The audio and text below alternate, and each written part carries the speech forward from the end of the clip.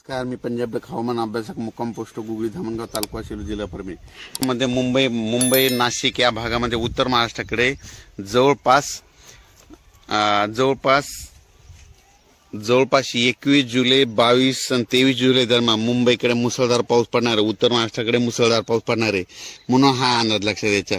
त्याच्यामध्ये राज्यात सांगायचं झालं तर परत एकदा 25च्या दरम्यान परत एक कमी दाबाचा पट्टा येणार आहे. त्याच्यामुळे 25, 26, 27, 28 दरम्यान जुलै दरम्यान देखील राज्यात चांगला पाऊस पडणार आहे म्हणून हा अंदाज लक्षात द्यायचा.